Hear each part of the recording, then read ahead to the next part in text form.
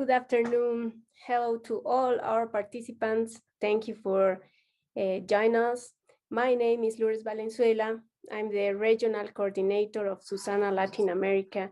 And today, together with Tomás Kipnis, are going to share 3 Latin American experiences in the management of fecal sludge. We want to promote the replication of these successful experiences in the region and share some insights that can contribute to the developing policies and strategies in other regions. Fecal sludge management is a subject full of challenges also in Latin American region. There are challenges in each and every link of the value chain, such as generation, collection, transport, and treatment, as well as regulatory and normative aspects which enable the monitoring of cleaning services, transport, and safe disposal of fecal sludge. On-site solutions are viable option only if they are part of a sanitation value chain, is properly managed, including collection, transportation, treatment, and final use or disposal, all done safely. So we are delighted to be able to present the Latin American experience in FSM 6. Latin America is characterized by its rapid urban development, which makes it difficult for sanitation services to keep pace. The problem is that despite the huge number of people using these technologies is in low and middle income cities, there are generally no established systems for the proper management of the accumulated fecal sludge. It is for this reason that fecal sludge management addresses a critical need, plays an essential role in sanitation management. The implementation of on-site solutions has reduced open defecation, but without proper management, they can still be harmful to the environment. For example, when a septic tank are not regularly emptied, sludge leaves the tank untreated and infiltrates into the ground, potentially polluting underground water. We know that decentralized technologies are by many factors the most sustainable alternative compared to sewage systems, which are expensive. It has been shown that the cost of fecal sludge management technologies is 5 times lower than conventional solutions of sewer in urban areas. In Latin America and the Caribbean, 60% of the population is served with sewerage, but there is a 40%, more than 190 million inhabitants who use different decentralized solutions and that require fecal sludge management. So now I give the floor to Tomás Kipnis. Hi, Tomás. Please talk to us about FSM characteristics in these countries. Hello, thank you, Lourdes, and thank you for the invitation. Indeed, as you mentioned, on-site systems are very common in Latin America. And while there is a very large reliance on individual containment solutions, most of these systems have unsafe operation conditions, both at the containment stage and also collection, transportation, and treatment. So appropriating FSM is a very important aspect to deal with this current situation, that we have very big and critical deficits in terms of water and sanitation. So it is a game changer in this sense. And there have been several interesting initiatives related to containment solutions in the past decade in different countries in Latin America. But usually they are focused specifically in the containment stage. So how to implement low cost and accessible systems to rural and urban poor areas. But it's rare to see initiatives that takes into account the entire service chain. And this is a bit of the efforts that has been made by Susana with this development of these 3 case studies, which looked for larger scale and systemic implementation of FSM that would cover the entire service chain. So we'll bring here 3 cases, one from Costa Rica in Alajuela, another in Bolivia, Santa Cruz City, and another in Brazil, which takes into account the whole state of Rio Grande do Sul, which are very interesting cases. They have differences and similarities that hopefully can show a little bit of the stage that we are in Latin America at this stage with fecal sludge management. So we start with the case of Costa Rica. So I will explain how is Costa Rica. Costa Rica is a country in Central America with 5 million inhabitants. It borders with Nicaragua and Panama. A quarter part of its area is protected forest, and it has tropical forests and coasts in the Caribbean and in the Pacific. The population of Alajuela is 300,000 inhabitants. Alajuela is located in the intertropical zone of the planet, close to the equator, but register milder temperatures varying between a minimum of 50 Celsius in winter and a maximum of 32 Celsius degrees in summer, and mainly due to the altitude of 960 meters. Alajuela is the second most populated city in the country and is part of San Jose metropolitan area. So please, Tomás, explain us the technical aspects of fecal sludge management in Costa Rica. Thank you. So this initiative takes into account fecal sludge management as a strategy both to accelerate sanitation coverage in Alajuela municipality in the short to medium term, and also to leverage resources for future expansion of the sewer networks. So as Lourdes mentioned, Alajuela is part of San Jose metropolitan area, and it is the second most populated city in the country. So roughly 300,000 inhabitants, from which 10% are in the rural area and 90% are in the urban area. This initiative was promoted mainly by the local municipality, which is the direct water and sanitation service provider, and the regulatory agency ARECEP. This initiative took place started in 2017, with the understanding that service provision could be offered through other solutions rather than sewage systems. This case study was developed based on information supplied directly by the municipal service coordinator and a few documents that were available regarding the regulation that they developed under this scope.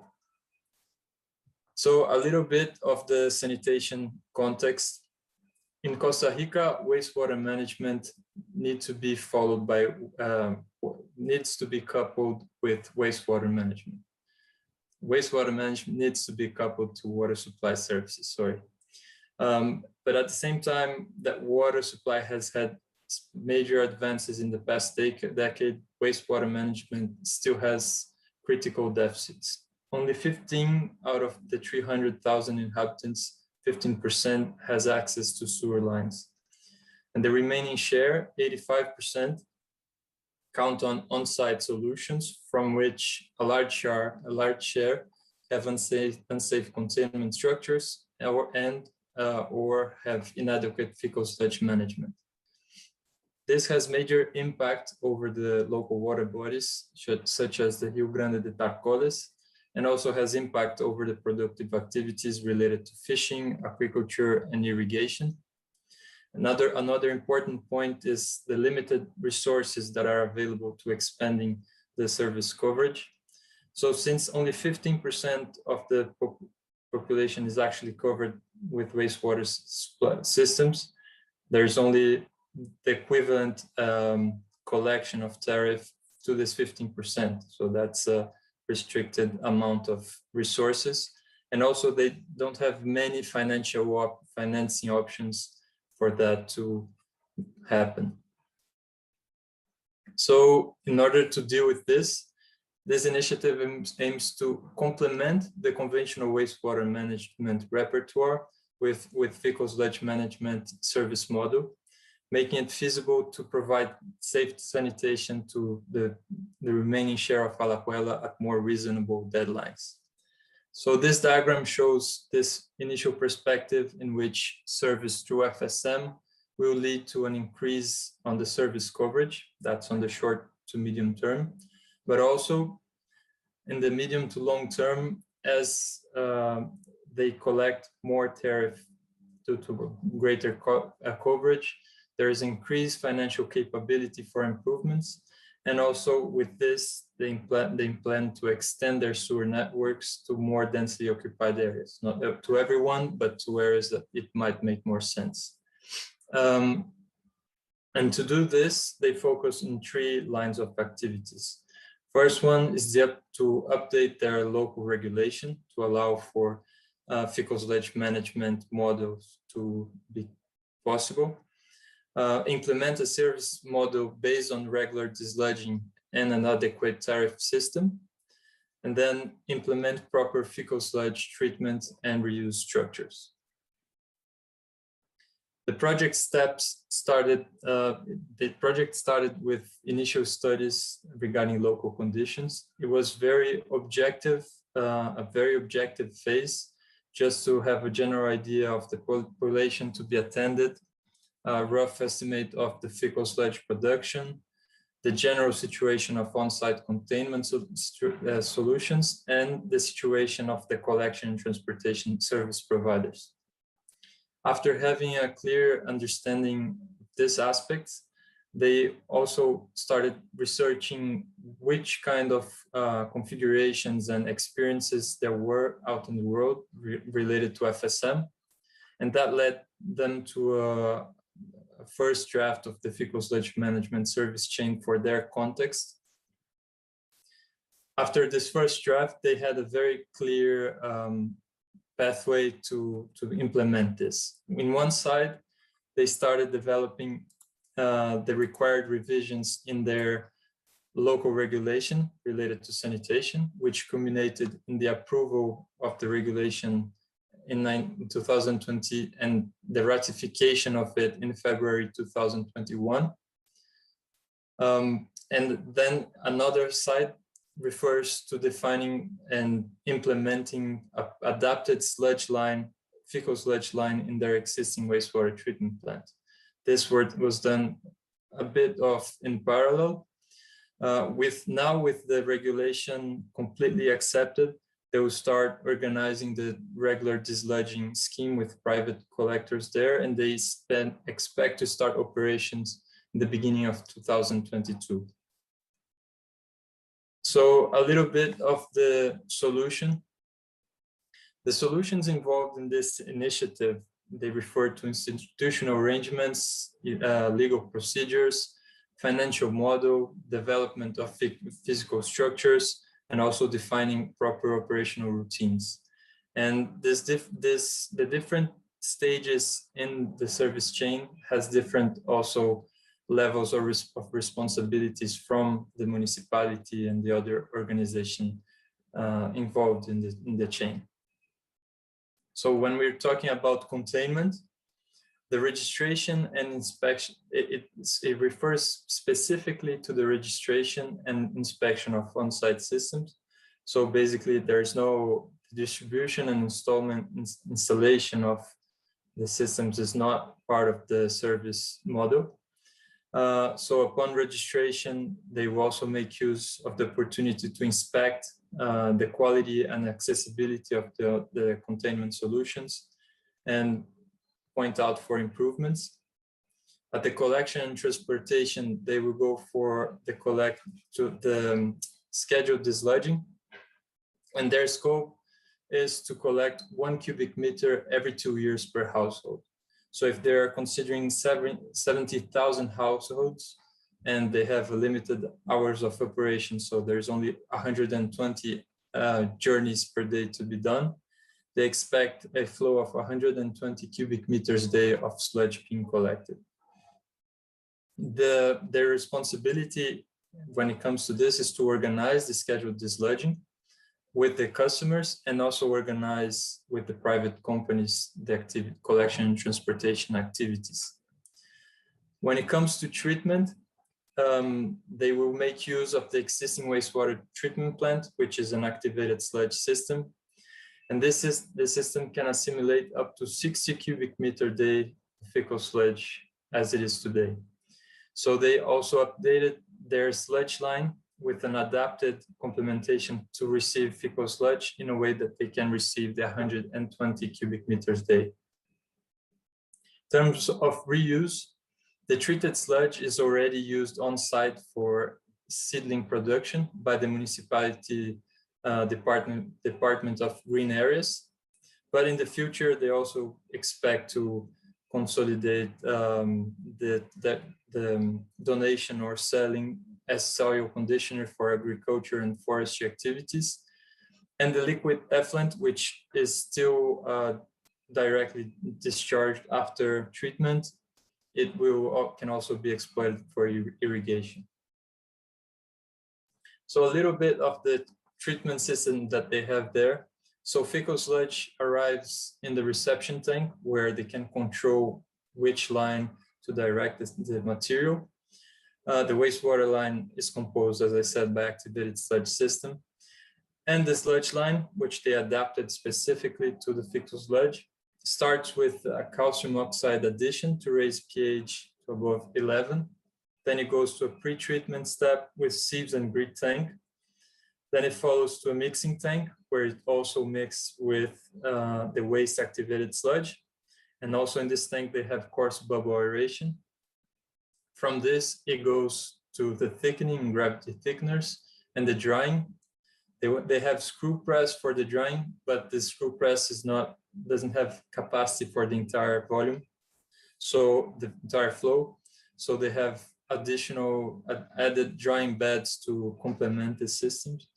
The liquid fraction goes back to the wastewater line, and the solid goes to the reuse in the seedlings greenhouse. This picture shows a little bit of their installations there. So about the other aspects of the solutions, in terms of regulation, ARECEP, which is the regulatory agency, was responsible for developing the revisions and approving the new regulation, and also to update their procedures to properly follow the fecal sludge management services by the municipality. In terms of financial aspects, the systems that they've designed is uncoupled from the water supply tariff. It's a dedicated model for fecal sludge management. And their main goal was to have collection costs smaller than what the conventional and the existing private service providers would offer. They got to a cost of $4.25 per month per household, which means $102 per desludging event, which is every 2 years. And that is a lower price than there is from the private service provider, which range from 120 to $200. So not only the price is a bit smaller, but they are also paying this installments, not at once. So this is a good point. And finally, regarding some complementary actions, they focused on communication campaigns to engage population to the new service model, and also bring awareness about how to build and operate proper on-site systems. And all this they've done through social media, website, and distribution of brochures and banners. So just to summarize the distribution of responsibilities in this case, the municipality of Alajuela is responsible for organizing and monitoring the fecal sludge collection and transportation by the private companies. It is fully responsible for the wastewater and the fecal sludge treatment, and also for the sludge reuse activities. ARECEP is responsible for the regulation of the services and providing any updates that is needed to the reference documents and directives. The private desludging companies are responsible to perform the desludging activities respecting the directives from the municipality and regulatory authority. And the customers remain responsible for the installation and maintenance of the systems, just as attending for scheduled desludging and paying their tariffs. So this is it for the case of Costa Rica. Now we move on to case of Bolivia, Santa Cruz. Okay, dear Thomas, we already have just 2 answers for this first case. Maybe we can just quickly have give an answer. The first one is, do the toilets in Alajuela include flush water? Are the tanks water thick or do they drain? Sorry, I'm trying to find the question. I didn't understand exactly. So if it, you have to can you activate repeat the chat. We have one question in the chat and one in question and answers. Then later I'm gonna. Okay. If the sludge first, can you, there are many questions in the chat. If you can read the first one again, sorry. Do the toilets in Alajuela include flush water? Are the tanks water thick or do they drain? Or maybe you prefer response to all the question at the end. Yeah, perhaps it's better if we systemize it, and because if you could add this question to the questions Q&A part, because I didn't understand if the question was if rainwater is, if stormwater goes together with the wastewater. I didn't get it. Well, okay. Dear attendees, please, your questions, you have to make it in the question and answers icon below to the presentation, please. And on other comments for the participants, we can use the chat. So let's let Thomas take a breath, and I'm going to explain how is Bolivia. Bolivia is the heart of South America, with 11 million inhabitants. It's a Mediterranean country. 2/3 of the country is Amazonic and 1/3 is plateau. With an area of more than 1 million square kilometers, is located within the tropical zone of the globe. The country's climate is characterized by a great thermal amplitude due to the great difference in altitude and the diversity of reliefs. The country is unitary state, divided into 9 departments. The department of Santa Cruz being the largest in territorial extension and one of the richest in the country. So Santa Cruz have humid tropic climate with an average temperature of 26 Celsius degrees. And the population of Santa Cruz is 3 million inhabitants, with 1.9 million people in its metropolitan area, distributed in 6 municipalities: Santa Cruz da Sierra, Warnes, Orongo, Cotoca, La Guardia, and El Torno. Now I give the floor to Tomás for the technical aspect in FSM. Thank you, Lourdes. So this initiative is basically the development of a pilot project, the design of this pilot project, in order to improve the FSM service chain in Santa Cruz City, especially in the peri-urban areas. So as Lourdes mentioned, the metropolitan area that includes Santa Cruz has 1.9 million inhabitants. It's also the financial center for the country. It's responsible for 35% of the gross national product. It's also one of the cities with the greatest demographic growth in the world. And that's, as I will speak a bit more to the front, is one of the main issues related to sanitation. Just to give a reference, Bolivian urban population might reach 72% in 2025. This initiative was promoted by a series of organizations, started with the Water and Environmental Ministry and the Potable Water and Sanitation Surveillance Authority, APS. This was done along with the local service providers, Saguapac and Copaguas, also with the participation of ADEUTAR, which is the local association for the dislodging and transportation companies. and the state and municipal governments of Santa Cruz. All this was done with the support, technical and financial support from the World Bank and GIZ. This initiative took place between 2017 and 19, and the development of this case study was possible by the extensive amount of materials that the project produced, very comprehensive studies, and we also had the support from the project consultant, Luis Sevilla. So the purpose of this initiative is to improve sanitation conditions in Santa Cruz through maturating the FSM service chain and building proper local capacity for operation and continuous improvement. So they really focused on having supporting actions and conditions to maintain the systems properly throughout time.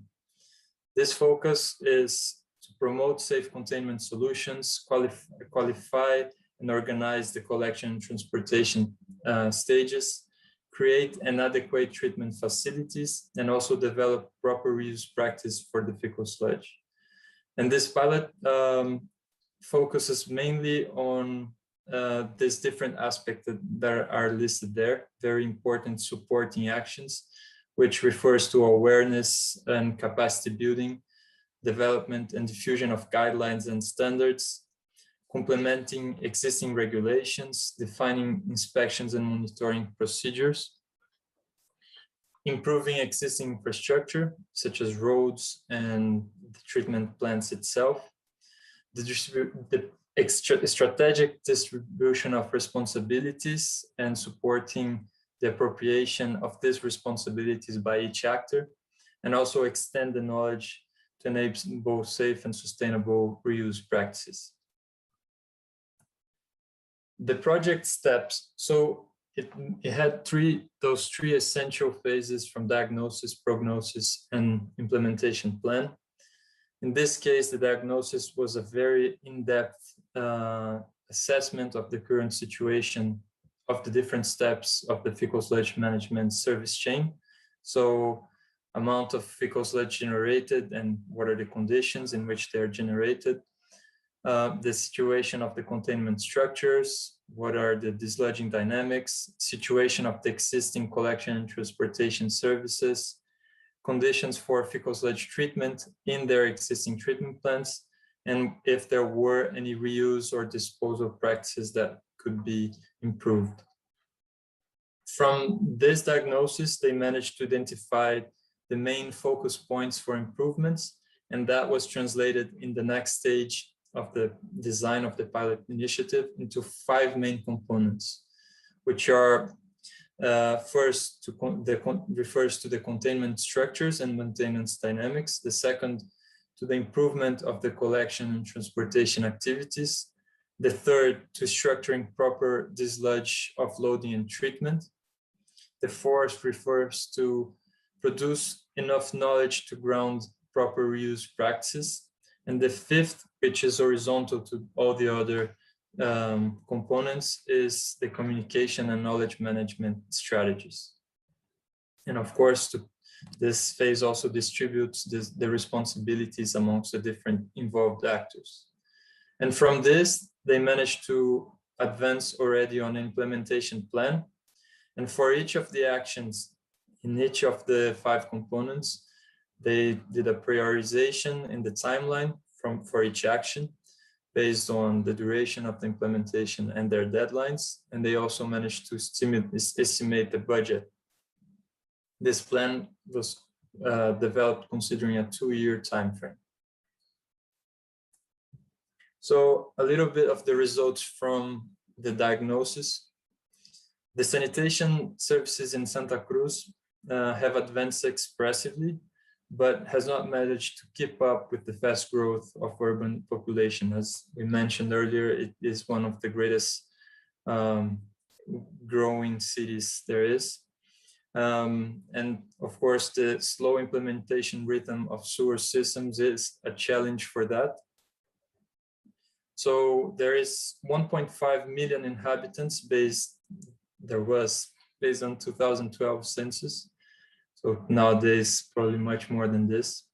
From this, only 51% of the population has access to the sewer services. This green area, white in the figure, is the more condensed urban area, which is supplied with sewer lines. The gray part on the outskirts is the peri-urban area, which mainly rely on on-site solutions. The on-site solutions refer to 46% of the urban population. That's roughly more than 150,000 households. It's a lot, and only a small share of this generated sludge is properly treated. So 30% of the households have declared that they have desludging activities, only 30%. And this with an average frequency of 2 years. 28% out of this 38% are made by desludging service providers and 2% manually. Another aspect is that there's only one plant in the region that is able to receive the collected material. That's Polindustrial treatment plant from one of treatment plants from Saguapac. And the third aspect is that from the 21 small to medium private companies that they identified that conduct desludging activities, most of them operates without standards or safety protocols. So the solutions that they designed based on this were divided in two main groups. One of primary activities, which are the physical structure and the service provision routines on itself, and also supporting activities, which refer to institutional arrangements, communication strategies, capacity building, and development of standard guidelines and regulations. So I'll speak a bit of this service chain in the next slide. When we're talking about containment, this solution includes improving the containment solutions through training and certifying professionals for construction, building standardized protocols also for the construction and maintenance, and the procedures to be performed by the service providers refer to the registration of the households, and just like in Costa Rica, also inspect the conditions of the system and advise regarding necessary improvements, and also monitor the desludging that is performed at the household level.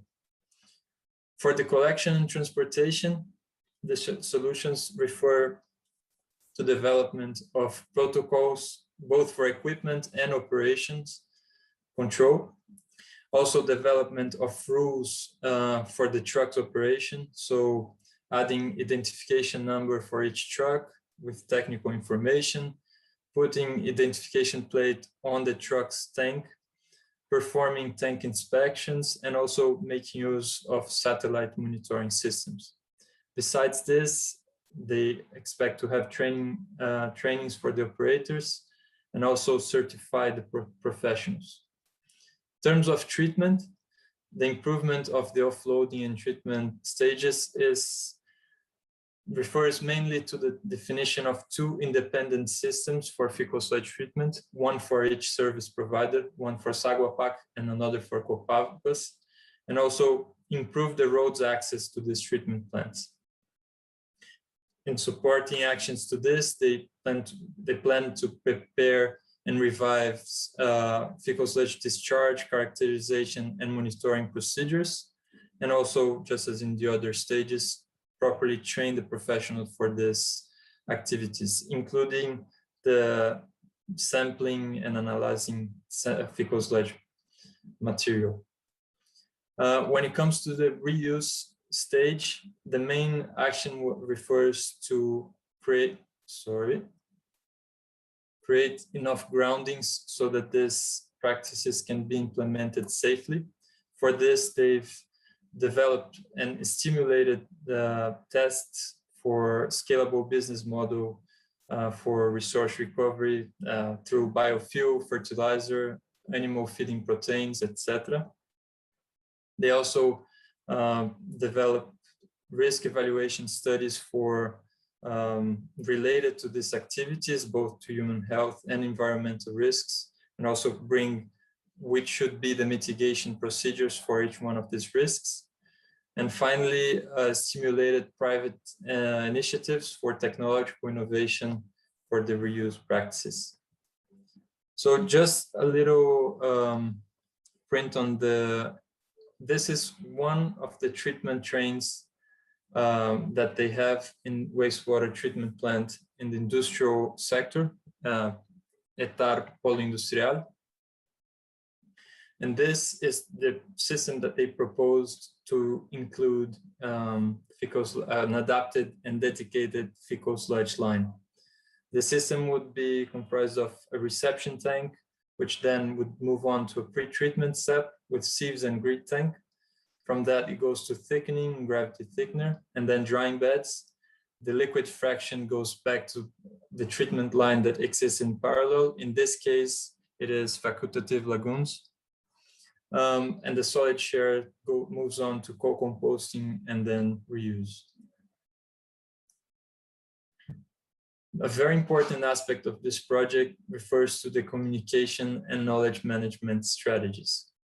For that, they've produced videos, banners, social media. They have a very rich Facebook channel with many videos and actively fed materials. Also participation on events such as Expo Cruz, which is an important event in Santa Cruz. And through that, they've been managing to build awareness on fecal sludge management.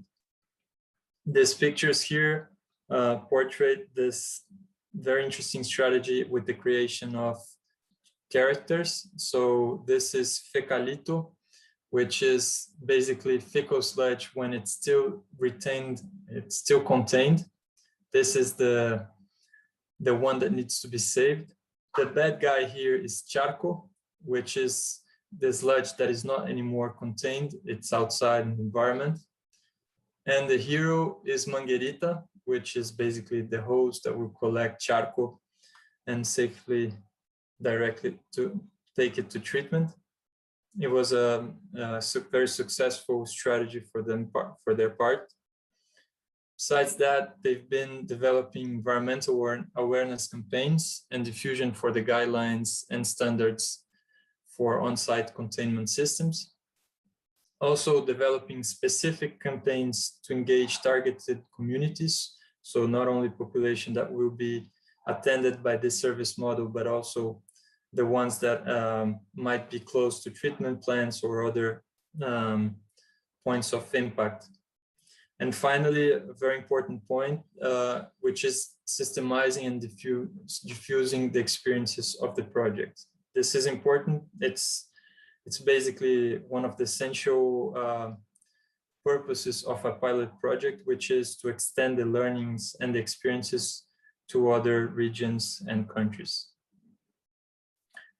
So another important strategy that they implemented refers to the management of the pilot project.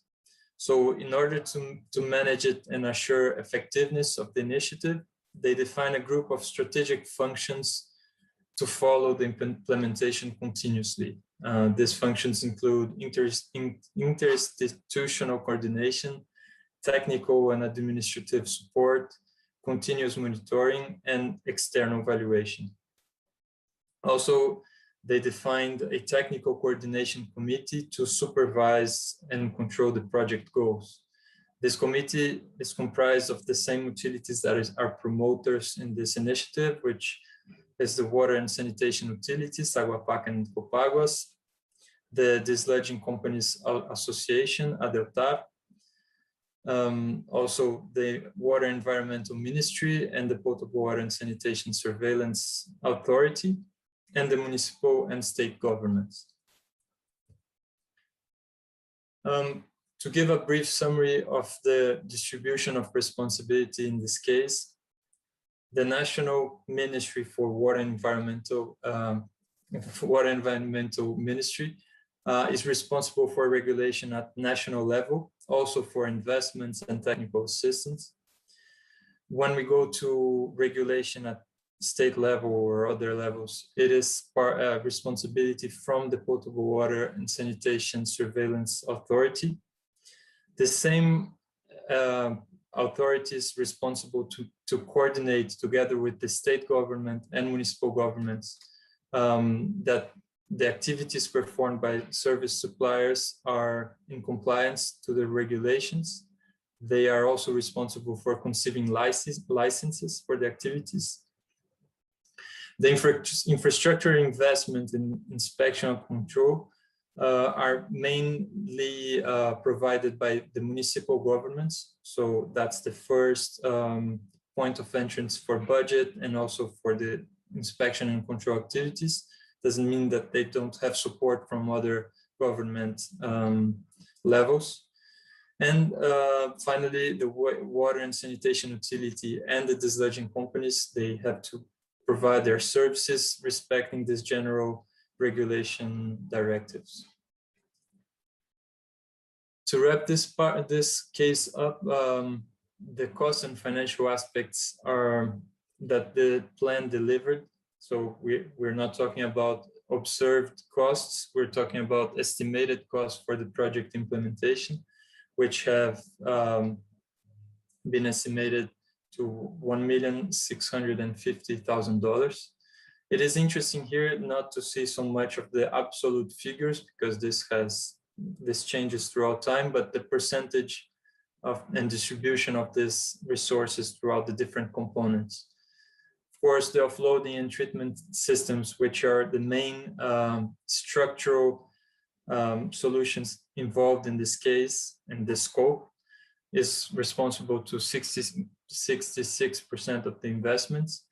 But it's interesting to see that supporting activities such as communication and knowledge management, and also the pilot project management they also need a large share of investment. So this was important to see, and it's not just about structure and measures. Okay, so this was it for the Santa Cruz case study, and we can move on to the one from Brazil. Okay, so the participants, please use the Q&A option for your questions. And for the discussion later, we could also consider giving attendees the option to unmute and ask their questions. You just need to raise their hand and then we let you speak. So Brazil. Brazil is a vast country in South America that stretches from the Amazon basin in the north to vineyards and the massive Iguazu Falls in the south. With a population of 200 million inhabitants, is the largest country in South America. Rio Grande do Sul has a population of 11 million inhabitants, just as Bolivia, and have a humid subtropical climate. The annual average temperature of the state varies between 14 and 22 Celsius degrees. Precipitation is well distributed through the year. So located in the extreme south of the country, the state of Rio Grande do Sul borders Argentina to the west, Uruguay to the south, and the state of Santa Catarina to the north. With approximate area of more than 280,000 square kilometers, the demographic density of the state is 42.2 inhabitants per square kilometer, the largest in the south and the third largest of the 27 federative units of the country. So finally, Tomás, talk to us about your country. Lourdes. So this initiative refers to the complementation of the service provision repertoire with regular desludging and fecal sludge treatment. This refers to all the municipalities attended by Corsã, which is the state service provider. So Rio Grande do Sul state has 459 municipalities. As Lourdes mentioned, 11.4 million inhabitants, from which 17% live in rural areas and 83% in urban areas. These percentages might not portray how rural this state is, because 17% is not such a big value, but If we look at these figures here, 47% of the state municipalities have greater rural population than urban, and that's a lot. So this initiative was promoted by the state sanitation company Corsan, together with the state regulatory agency AGERS and the Federation of Municipal Association FAMUS. The initiative was started between 2015 and 2017. It was designed in 2018 and approved to start operation in 2019. And this case study was developed based on information supplied directly by Corsan and also their promoting materials about the project and documents that supported the development of regulation. So a little bit of the sanitation context. Only 38.6% of the state population are officially covered by sanitation services. This is data from 2019. If we look specifically to the urban population, this share is equivalent to 48% of the population. And in the rural areas, this is 8.8%, so much less. There's an expressive reliance on on-site solutions. 37% of the households in the entire state, both urban and rural areas, rely on individual containment solutions. And besides, we can of course expect that this is in large share in the rural areas, but also in the most densely occupied urban areas, there is a 7% share that also relies on on-site solutions. Just to give a reference in relation to the national picture, over 30% of the population in Brazil rely on on-site containment solutions. That's 63 million inhabitants. In the rural areas specifically, it is 80% relies on on-site solutions. And in the urban areas, this figure is 12%. Something that I forgot to say is that Corsan is responsible for the sanitation in 275 municipalities in the state. That is equivalent to 60% of the state municipalities, which is a lot. So the purpose and scope of this project is to make sanitation services more accessible to regions where sewer networks are not technically or financially feasible. And this done through the implementation of fecal sludge management systems.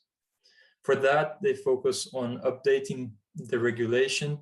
They also have defined municipal legal procedures for the municipalities to legally receive the fecal sludge management models. So implementing laws, adding this repertoire to the sanitation master plan, and also updating the sanitation service provision contracts with Corsan. Other than this, they have developed a very technical and in the financial aspects for a new service model. They have restructured their operating schemes to include scheduled desludging procedures, and also they're planning on building treatments infrastructure, both as co-treatment in existing treatment plants with a specific sludge line, or entirely new plants dedicated for fecal sludge treatment. And fecal sludge management is being considered in this case both as a provisory solution or as a definitive solution, depending on the local conditions. And this is to be applied in rural areas, low density urban areas, and even at densely occupied urban areas, depending on the local conditions. The project steps related to this project is, of course, in 2015 started questioning why can't we account for the population that has access to individual containment solutions into our coverage index values. So, and also what do we need to do for that to happen? How can we make this official so that we can include this into our coverage performance.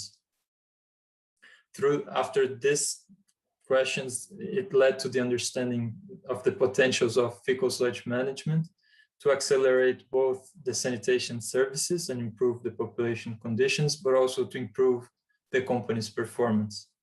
That led to the conception and planning, in which it was systemized the factors and possibilities for the arrangement, and it also identified the actions that needed to be done to implement this model.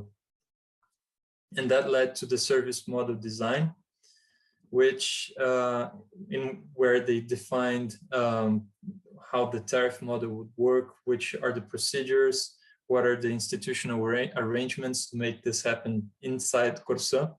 And to validate all this, they also implemented a pilot project in one of their small districts to assure that the values that they estimated are coherent to reality.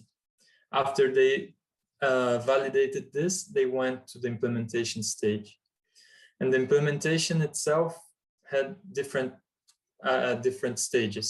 First thing is to update the regulation. That is the main bottleneck of the system. After that, also develop procedures for the municipalities to update their sanitation master plan and include fecal sludge management as one of the options in the repertoire. Also, add this specific scope in their contract with Corsã. And after this is done, then they can start operation. So far, they started operation in 2 municipalities. That's back in 2020. And they expect to expand this to 22 other municipalities by the end of 2022. In the medium term, of course, all those 275 municipalities could be helped by the fecal sludge management. But this, of course, is a very long shot, because 225 is a lot of municipalities, but it's in their medium to long-term goals. So a little bit of the description for the solutions. Just as in Costa Rica, the solutions refer to institutional arrangements, legal procedures, financial model, and development of physical structures and proper operational routines. And throughout the different stages of the service chain, they have a certain amount of responsibility for Corsã and for the customers and different service providers. So when we're talking about the containment step, the main actions performed by Corsã here is to have an initial communication and a program disclosure to the customers, then actually performing the registration of the households in their system, and making use of this registration moment also to inspect the current condition of the containment solutions and advise regarding possible improvements on their systems. And together with this, diffuse the existing standards which we have for the containment systems to be built and operated. For the collection and transportation, so we have regular desludging as the main strategy. And the Corsã will be responsible for the scheduled collection services and also booking additional desludging demands when necessary. They will define the collection routes and synchronize the activities with the different private operators for the desludging activities and monitor the services. About the treatment, the situation, since they're a statewide initiative, they leave this open to each municipality. Each location will have determined set of conditions, which will point out if the best way is to co-treat with wastewater, depending on the fecal sludge generation, or if the situation would justify the implementation of fecal sludge treatment plant. They even have made a theoretical design for a fecal sludge treatment plant to attend 3 municipalities together. But unfortunately, the land where they designed this was not available, so this is not happening for now. And in terms of reuse, which they haven't developed so much into it, so it's just as future perspective. But since Rio Grande do Sul is a is a state with a lot of agricultural production, probably the treated sludge will have a lot of potential for use in agricultural purposes. So a little bit of what they've done with the financial aspects of which was quite interesting. So firstly, they designed the operational costs, and they arrived at the minimum value that they should charge households per month in order to be financially sustainable. And that's $4.45 US dollars per household per month. But that doesn't mean that this is charged for every household. In Rio Grande do Sul, just as in entirely Brazil and other countries in Latin America, we have huge inequality indexes. So it is common in Brazil that we have social tariffs and basic tariffs. So it's different. The cost is different for low incomes and high incomes families. And what they need to do in the model is to balance based on the estimated population in low income and high income, to balance to assure that 4.45 general average is assured.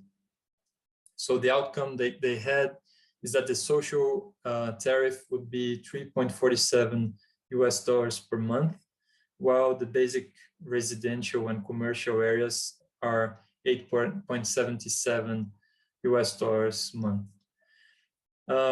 Just as a comment, these are not cheap or very accessible tariffs for now. It is expressively more expensive than what they pay for wastewater services nowadays, but it is an important step for sure. And they are already working on as they start operating, how they can refine their systems and reduce this cost so that the operational cost also is dropped, and then they drop the tariffs as well. So just a fast summary of the distribution of responsibilities in this case. Municipalities, so the local authorities, are responsible to decide if this regular desludging model can be applied in their territory. If so, they need to update their sanitation master plan and approve it by law, and then also update the service provision contract with Corsan. On the regulation end, AGERS is responsible both for updating the regulation documentation and all, and also update their procedures to properly follow Corsan's activity. Corsan is responsible for a large share of procedures, from the communication with customers to booking, scheduled desludging and routing the collection and transportation. Also registering and inspecting the on-site containment solutions, organizing the monitoring of the collection and transportation activities. They're fully responsible for the treatment and destination of the fecal sludge, and also for charging the tariff for the systems. The hired desludging companies will be responsible for collection and transportation, following Corsan's and AGER's directives. And the customers, just as in the other two previous cases, they keep on being responsible for the installation and maintenance of the containment solutions. In this case, there are specific standards that they already have to follow. Besides that, they need to attend to the scheduled desludging according to the Corsan's timeline and proceed with the proper payment of the tariff. Okay, so this was about the three cases that we've disclosed. I think before we go to the questions, I'll just bring some final considerations about this, because we have three very interesting cases. They have many similarities, but also peculiar setups. So in the case of Alajuela, they had a very practical approach. They focused directly into the development of the new regulation, and in parallel already retrofitting their treatment plant to improve their capacity. So it was a very organic way without spending a lot of time in studies, and so they, with just a minimum amount of information, they went straight to action, which is very different than what was done in Santa Cruz, in which they have done a very in-depth study about the local conditions with primary assessments and all, and led to a very comprehensive study with supporting action. So it's not only the services, operation procedures and structures, it's all the set of activities that need to be done to assure sustainability throughout time. And the case in Brazil had also a detailed study, mainly focused on the financial model related to the operational procedures.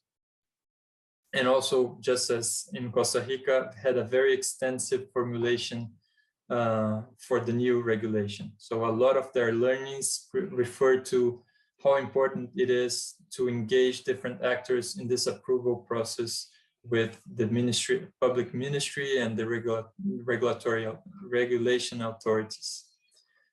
So despite the differences, they also have many similarities, especially relating to learnings that they all got. So even though at different levels, they all include in communication and engagement strategies, and they acknowledge it as crucial aspects for the activities, the initiatives to be effective. And also, in all cases, this regulation approval was a key factor, even a bottleneck, and should be a very challenging process. So it is important to bring a lot of efforts to that and bring the maximum amount of engaged actors from the start, so that everyone feels part of it and there are not discordances in more advanced phases of this approval process. Also, there are some aspects related to the engaged actors between the different initiatives. All of them included water and sanitation utilities and regulatory agencies as key players in the initiative. They started from scratch. Local municipalities were there for the case of Costa Rica and Bolivia. In the case of Brazil, since it's a state level, it was represented by the Association of Municipalities. Nevertheless, whenever the implementation starts in one specific municipality, it is their call to accept or not, and then to supervise and plan the activities, not the services, but how this will be implemented. Also, another part that was interesting is that only in the case of Bolivia that these sludging companies were part of the initiative elaboration. In the case of Costa Rica and in Brazil, they are seen as part of the process, but they did not take place inside the elaboration committees. And probably this shows the importance of this sector of suppliers to actually organize themselves, because I believe in Rio Grande do Sul and in Alajuela, there were not necessarily this association of these ledgers to be a part of it. And also a few interesting aspects about the treatment, about the service chain. When we're talking about the containment, all the cases refer mainly to registration and inspection of on-site solutions. So the installation or financing of this containment structures is not part of the scope in any of the cases. And also in Bolivia, the actions include the creation of standards and training for construction professionals to be have better capability to implement the systems and then replicate with greater quality. In terms of collection and transportation, scheduled desludging was crucial both for Brazil and Costa Rica. That's the turning point so that they can match the fecal sludge management to what they are used to, which is the monthly tariff system. And in Bolivia, it was initially considered to have a call center to organize the service demand and supply. But this, based on the project consultant, apparently they did not implement yet. For the treatment, all cases considered both co-treatment strategies and fecal sludge treatment, but at the first stages, they all go for co-treatment, so making use of existing strategies, making use of existing facilities. And also, it was interesting to see that only in the case of Bolivia that they really put in more effort into identifying the need of new protocols that are different from wastewater treatment to adapt for fecal sludge management. And in terms of reuse, in general, most of all the initiatives are in incipient stages of implementation, even though they are all open for it and there are great opportunities, but they are structuring in a way that they can develop mainly for agricultural purposes. Okay, so this is done actually. Let me stop sharing. Okay, thank you, Tomás. I'm ready for the questions. Yes, we have had 5 questions and we have already tried to answer them in the option of question and answer. I don't know if you can open this option, Q&A, but you can see all the answers and questions also. But I want, if anyone feels that their question has not been answered, please raise your hand and I will unmute you and to do the option to say your question. I think. Yeah, should I go? So there are 6 questions, right? The first one. And then you go next answer. We have tried to answer with Paola okay. The questions. That is why I'm asking to the attendees that you can raise your hand if you believe that we have not answered your question. So I will give you the option that you can speak. I think one question is, there are two questions. Stefan Reuter is, I'm gonna give the word to Stefan Reuter, okay? Please. Let me see. Now the microphone is on. Thank you very much for excellent session. Congratulations to the Latin America team. Well done. So Tomás, you mentioned that the regulator at parts can also become a bottleneck. So what is the process? And you mentioned it may take time. I'm interested in that because in many parts of the world regulation is underway. So what was striking you when comparing the regulatory process of the different and in which way was it a bottleneck? Thank you. Yes, I don't know if the way I spoke, it's not the regulators that are bottlenecks, but the regulation process. So the approval of the new regulation was a major, demanded a lot of efforts.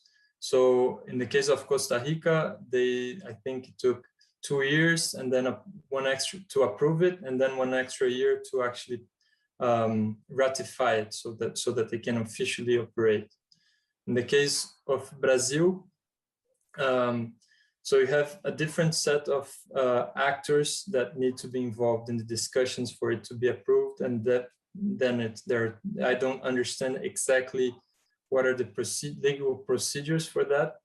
But what they found is that if there is one actor that is not in accordance to it, they already have to get back on it with a few steps back and redo certain clauses. Some certain aspects of the regulation need to be revised, and so what they learned is that they really need to include all the actors from the beginning so that it's designed all at once without a lot of rework. Also, what it was identified in the case of Bolivia by the project consultant is that they, once the politics,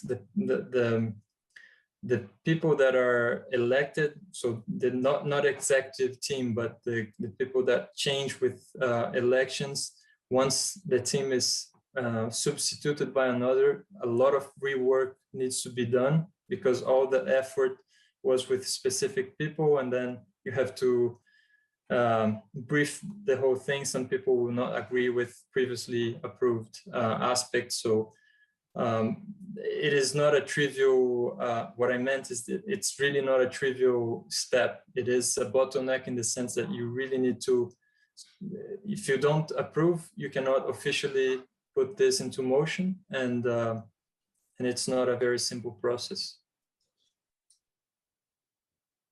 Thank you. Excellent. Did I answer your question? Sort of. Absolutely. Thank you, Thomas. Next one. Okay, so I think There was one question about who is the regulatory body to person. That's, let me show you. AGERS is the regulatory body for the entire state of Rio Grande do Sul water and sanitation services. This was this question from Stefan. from Stefan. Okay. Then we have some questions that haven't been answered. Peter Hawkins. Hi, Peter. Do you want to talk? I allow you to talk, and please do your question. Thank you, Lourdes. Yeah, no, I was interested to hear Thomas say that the tariff for fecal sludge collection was actually greater than for the sewage tariff. I've forgotten which case that was. Yeah, I was quite surprised by that, because I mean, in general, we know that it's the opposite. I mean, I suppose the operational costs for fecal sludge management can be higher, but the huge capital cost of sewerage in comparison would make a cost covering tariff in most situations a lot greater. Yeah, that's a very good point. And also it makes complete sense that if we look at the structures in terms of operational costs, also we expect fecal sludge approaches to bring smaller costs. Perhaps due to the initial stages of this and in the context there and what they are testing, still it's greater. But the thing is, so they have 4.45 average cost per month US dollars. That's roughly 25 reais to 30 reais. Wastewater services in Brazil are coupled to the water supply. So basically they multiply by 2 the water consumption. And the consumption really, especially in low incomes, in low income family, this is 10 reais, should be $2 US. And so the social tariff would be $2 US. And in their case, it's 3.48 for fecal sludge. And when we're not talking about the social tariff, there are different variations depending on the level, the amount of water that is consumed by potable water consumed. And it usually does not trespass 20 or 25 for a small household. So it might be that many households will have larger bills, and in this case, fecal sludge tariff might be smaller. But the fact is that even though we expect fecal sludge through scheduled desludging to be cheaper than conventional wastewater services, in their tariff model, it is a little bit more expensive still. I hope that, and I really think that as they try and refine their processes, they will drop this value. And just to get on with this, this point, their level of responsibility is not as, they have very objective responsibilities. So they're not even having specific responsibilities regarding the containment steps and the reuse stages still. So when this is included in the model, this might also shift a bit for better or worse. Hey, Peter, did we answer your question? Yeah, I mean, I wonder if actually the way that capital expenditure is financed for the sewerage is entirely transparent, and whether some of the presumably some of the investments in sewerage come through transfers from the federal system. You know, these always in Brazil. I mean, the politicians are running around trying to grab money in Brasilia. That's how it works. And is that money accounted through the state sanitation company, or is that kind of extra?